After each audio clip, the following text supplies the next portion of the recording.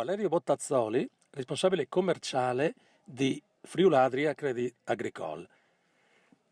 La vostra banca ha da sempre un'attenzione particolare per i mutui casa.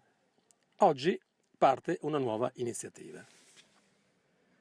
Allora sì, ormai siamo definiti così, siamo la banca dei mutui. Nel 2014 siamo riusciti a erogare 3.000 mutui, che era l'obiettivo sicuramente molto ambizioso che ci eravamo dati. Come posizionamento nel Friuli Venezia Giulia e nel Veneto penso che siamo la banca di riferimento, dovremmo essere al primo posto, abbiamo avuto un incremento l'anno solo del 30%.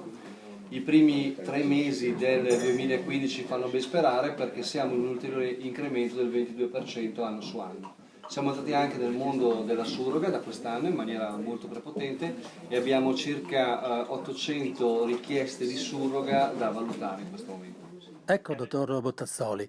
E adesso 500 milioni per i mutui casa delle famiglie del Friuli Venezia Giulia e del Veneto.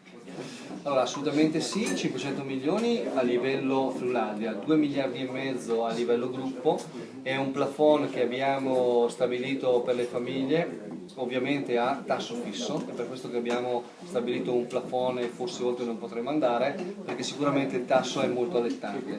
Oggi riusciamo ad accedere a un mutuo di 100.000 euro con una rata di 499 euro per i primi 2 anni e il tasso effettivo che andiamo a applicare è dell'1,82, sicuramente tra i più competitivi che si possono trovare in questo momento nel sistema bancario.